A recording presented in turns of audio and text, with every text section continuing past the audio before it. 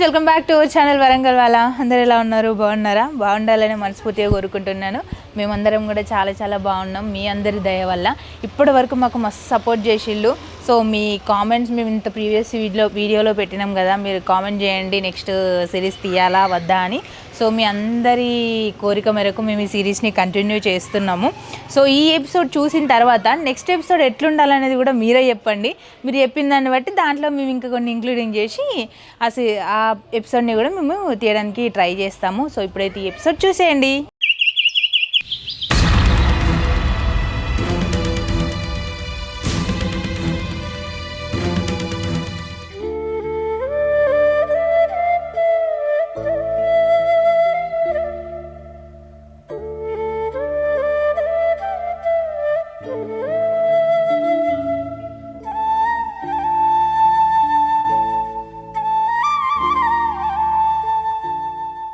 తిన్నావా నువ్వు? తింటా. అల్లుడు, పెద్ద అల్లుడు పరిస్థితి ఏంది నాన్న? తాగుడు బంద్ చేయాలని కోరుకున్నందుకు దేవుని దయ వల్ల తాగుడు బంద్ చేసాడు. కానీ ఎక్కడికి పోయినా ఇద్దరికి చేసిన శాస్త్రాలను చూసి ఆయనకు ఎవడు పని తెలియడు. నా పెద్ద బిడ్డ పరిస్థితి అరవందమయ్యేటట్టున్నది. ఆ వ్యవసాయం చేస్తాడు అనుకుంటే ఆ వ్యవసాయం చేసే శాతం అయితే లేదు ఆయనకు. ఏదన్నా ఒకటి మనమే సెట్ చేయాలి. మరి ఆయనకి ఉన్నది ఎవరో మనమే కదా. పెద్ద బిడ్డ బతుకు ఆగమేటట్టున్నది. మామా, వాళ్ళ బతుకులేం ఆగం కావు, మా బతుకులే ఆగం చేద్దామని చూసి నీ అల్లుడు. అంత ఈజీగా ఏం కాదులే, నువ్వేం బాధపడక ఆయన గురించి. అర్థమైందా? వెళ్ళి తినండి మీరు కూడా. అట్లా కాదు అల్లుడు, మీరిద్దరు నాకు రెండు కన్లాస్ ఉంటారు. ఆ బిడ్డ అయినా ఈ బిడ్డ అయినా ఇద్దరు మంచిగా ఉంటాయని నాకు ఆనందం. మామా, ఆయన ముచ్చట్లు నా ముందు తీయకండి మామా. అట్లా కాదండి, ఎంత కాదనుకున్నా మన ఇంట్లో మనిషే కదా బాగా. అయినా ఆయన ఏం కావాలని చేయలేదు కదా, ఏ పనైనా అన్నీ మర్చిపోయి కలిసి ఉందామండి. ఏందే కలిసి ఉండేది? ఏంది కలిసి ఉండేది? అరే ఎంత చిల్లర చేసిండో మర్చిపోయినావా? ఎంత లొల్లి చేసిండో మర్చిపోయినావా? ఎవరు పిలిచిల్లాన్ని? మామా, నీకు అల్లుడు కావచ్చు, నాకు సడ్డగుడు కాదు. నాకు ఎవడు అవసరం లేదు. కొంచెం అయితే దాని పానాలు పోయేది.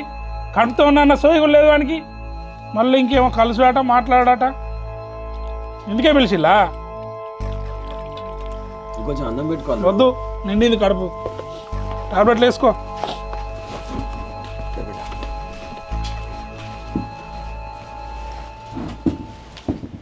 The next day. చూడరా బాగా 20 kg వచ్చిందా? వచ్చింది. 1836 టెంట్ వచ్చింది. 1234 వచ్చింది. 5 సైడ్ వాళ్ళు వచ్చినాయి. డ్రమ్ములేవిరా? డ్రమ్ములు ఇంకా తేలేదన్న, పట్టుకొస్తాం పోయి. ఏంద్రా అన్ని సగం సగం సగం సగం పనులు. 15 కుర్చీలు వచ్చినాయి అన్న. ఇదేం సైడ్ పెట్టినావు? డ్యామేజ్ అయిందన్న కొంచెం. ఏడా ఏమైంది? ఇగో చిన్న పొక్క పడ్డది. ఒక్క చిన్నగా అయితే పెద్ద అయిపోయింది. డ్యామేజే. ఫోన్ చేయడానికి డబ్బులు లేపో. సరే అన్న.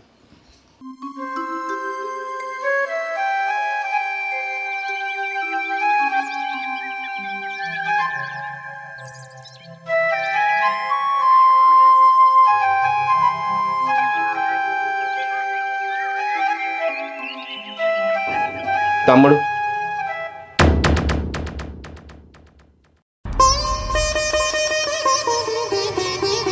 తమ్ముడు, అంత తప్పు నేను వేసా తమ్ముడు. నా వల్లనే జరిగింది. నెల నుంచి ఎంబడి తిరుగుతానా, కనీసం ఒక మనిషి తీరు కూడా చూస్తలేవు. తప్పానికి తమ్ముడు క్షమించు నన్ను. ఎన్నిసార్లు చెప్పాలి రా అక్కడ పెట్టద్దని? అక్కడ పెట్టుకో, ఉద్దుపోతుండే. సిగ్గుశరాలు ఉండవు బతుకులకు.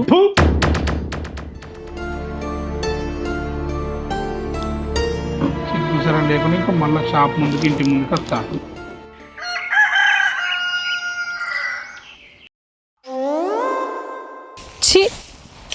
ఇక నేను పెళ్ళి చేసుకొని ఏం లాభం నాకు? నా లెక్కల కట్ట నేనే చేసుకుంటా అంటిని. సావన్న వస్తలేదు నా బతుకు. ఇక చూడు మంచిగా పండుకున్నాడు. ఓయ్, నిన్నే పిలిచేది వినబడతలేవా చెవులు?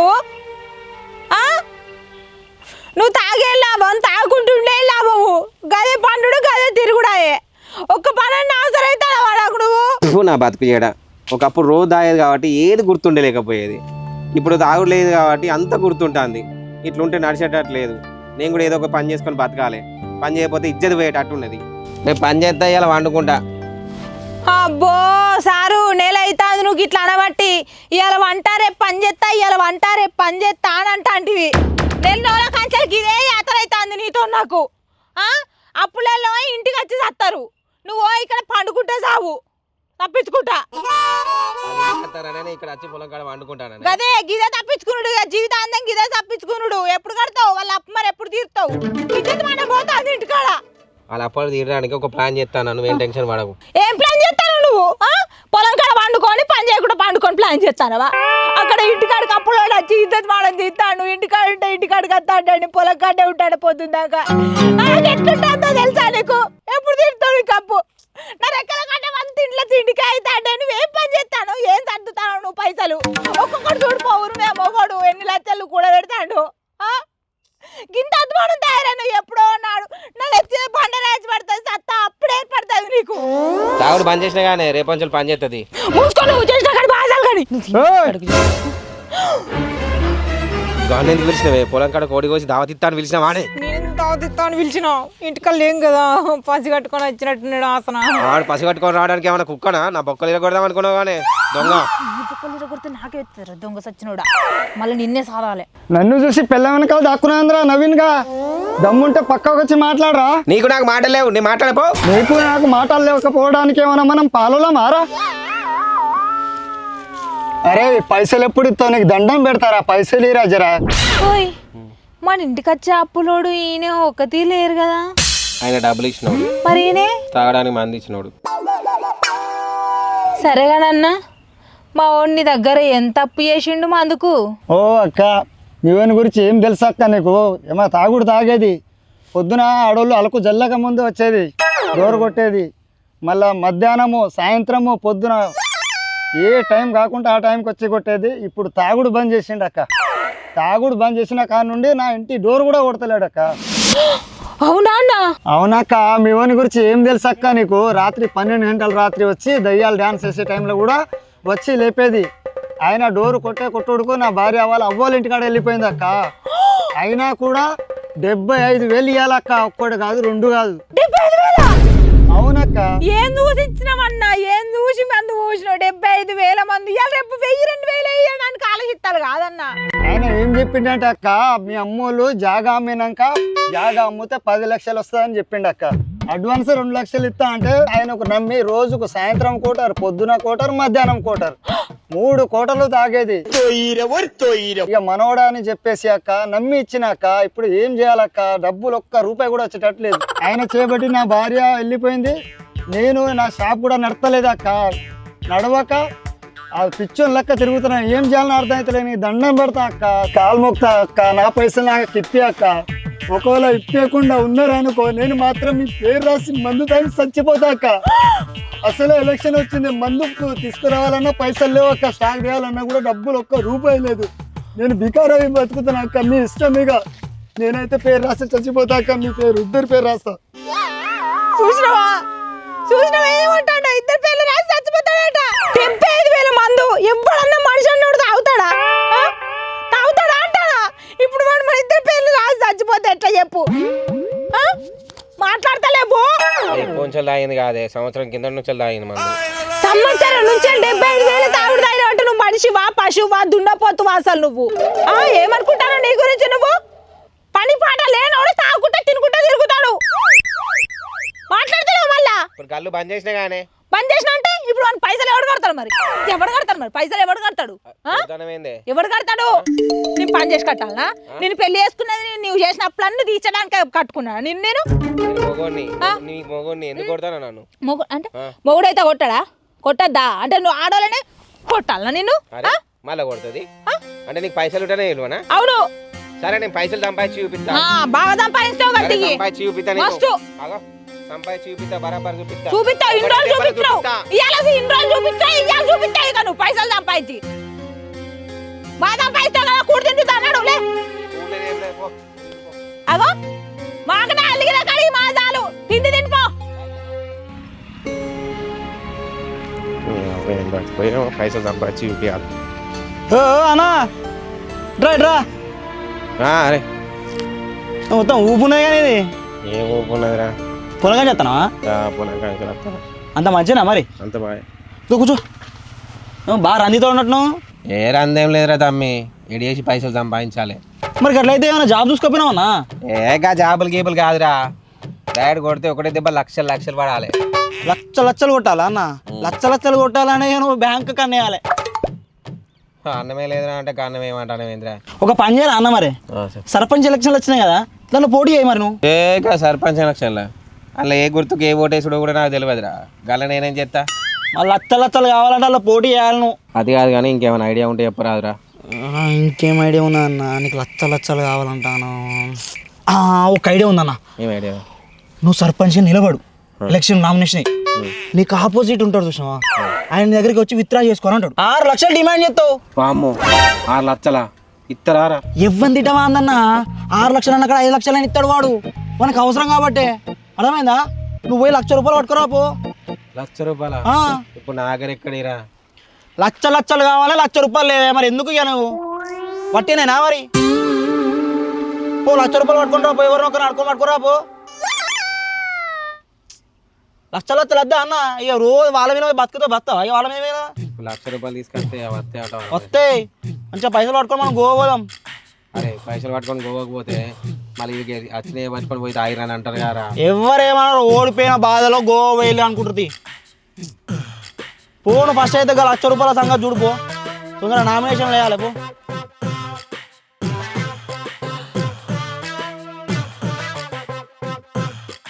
హలో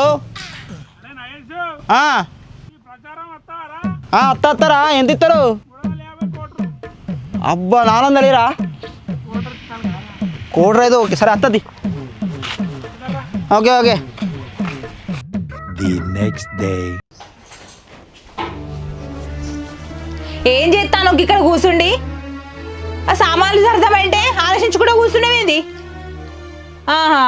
తమని నిన్న లక్షలు పడాలి ఒకటే దెబ్బకి అన్నారు కదా, అదేనా ఆలోచించేది? పెద్ద ఎత్తున ఆలోచిస్తేనే పెద్ద సంపాదన వస్తుంది. పెద్ద ఎత్తుకు పోతాం మనం. నన్ను ఆలోచించుకొని ఒకటేసారి పెద్ద ఎత్తుకు పోయి కింద పడతాం, అప్పుడు మంచిగా ఉంటది కదా. నువ్వు గిట్లనే ఆలోచించుకుంటుండు. ఇంటోనర్లు మన గురించి ఆలోచించి ఇల్లు ఖాళీ చేపిస్తారు. గిట్లనే తిరుక్కుంటుందాం ఇక. అరే ఎప్పుడు అభిషేకంలో మాట్లాడతావు ఎందుకే? మంచి మాట్లాడగానే జరుగుతుందా? చేతల్లో చూపియాలి, పనిలో చూపియాలి. ఎక్కడికి పని పోయినా నువ్వు తాగుపోతావు, తిరిగిపోతావు, చిల్లర కాను అని చెప్పి ఎవరు కూడా పని ఇస్తలేరు తెలుసా? మరి కాకపోతే ఇస్తారా? మరి ఇన్ని రోజులు తాగి తందరా ఆడుకుంటే రోడ్డు మీద బొరటోడు సడన్ గా బంద్ చేసిండంటే నమ్ముతారా? అట్లా కాదే, నేను బంద్ చేసిన విషయం నీకు తెలుసు కదా. వాళ్ళకి చెప్తే ఎవరు కూడా నమ్ముతలేరు తెలుసా నన్ను. అదే చెప్తాను, నేను చెప్పగానే నమ్ముతారా అంటాడా? ఏదో ఒక పని చేసుకుంటే మంచిగా ఉంటే అప్పుడు నమ్ముతారు. ఇదంతా కాదే, నాకు ఎవరు పని ఇచ్చేటట్లేరు. బయట నాకు ఎవరు పని కూడా ఇయ్యరు. నన్ను నమ్మిందని నువ్వు ఒక్కదానివే. నేను ఒక బిజినెస్ ఐడియా చూసుకున్నా, దానికి ఒక ₹1,00,000 ఖర్చు అవుతుంది. ప్లీజ్ ఎక్కడైనా నువ్వు చెయ్యరాదే ప్లీజ్. ₹1,00,000 అంటే ఒట్టిగానే అనుకుంటానవా? కానీ పైసలు ఎన్ని జరుగుతాయి నా దగ్గర? ఉన్నాయా నా దగ్గర? ఏమన్నా నేను దాచుకున్నాడా ఏమన్నా? మా అబ్బాయిని అడుగుదామంటే పెట్టి సచ్చిలు వాళ్ళు నీకు అవన్నీ తావుడికే పెడతావి. ఇప్పుడు ఏ ముఖం పెట్టుకుని అడగాలి నేను పైసలు? ఆనాడు సీతమ్మ తల్లి శ్రీరాముడు అత్తడని నమ్మకంతో కానీ లంకలు వెయిట్ చేసింది. ఈనాడు నా పరిస్థితి కూడా సీతమ్మ తల్లి అసంటిదేనే. నువ్వు రాముని తిన్నాను కాపాడవే. హలో సారు, అంత పెద్ద దేవుళ్ళతో నిన్ను పోల్చుకోకు, నీకు దండం పెడతా. రామాయణం మహాభారతం గురించి మాట్లాడా అంత గొప్ప మనిషివేం కాదు నువ్వు. కింద పడ్డా మీద పడ్డా నీకు నేను, నాకు నువ్వే దిక్కు. మన బతుకులు మనమే సరి చేసుకోవాలి. అర్థమైందా? నాకు అర్థమవుతుంది కానీ ఏమర్థమైంది?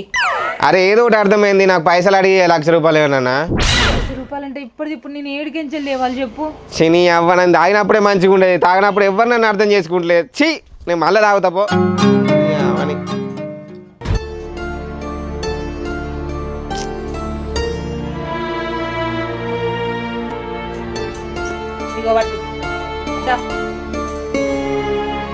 పట్టు. ఇంకేం పైసలు అని ఒర్రినావు కదా. ఇగో ఉన్నది ఇది ఒక్కటే ఇక దిక్కు. ఇది పోయిందనుకో ఇక మన దగ్గర ఏం లేదు. అడుక్క తినుకుంటా బతుకుడే ఇక మన బతుకు. అర్థమైందా? నువ్వేం బాధపడకే. ఈ 1,00,000కు మళ్ళీ 6 లక్షలు తీసుకొచ్చి నీకు ఇస్తా. నువ్వు తీసుకొస్తావో తీసుకురావో నాకు అవసరం లేదు. నాకు పైసలు అవసరం లేదు. నువ్వు మంచిగా బాగుపడితే నాకు చాలు. ఈ తాలిబొట్టు తీసిచ్చినందుకు నా విలువ కాపాడు ప్లీజ్. కాపాడుతాను కంపల్సరీగా. ఈ 1,00,000కు 6 లక్షలు తీసుకొచ్చి నీ చేతిలో పెడతా. అందరి ముందు నా ఇజ్జత్ తీయకు, నా పరువు తీసే పనులు చేయకు. అర్థమైందా? సరే. ఓ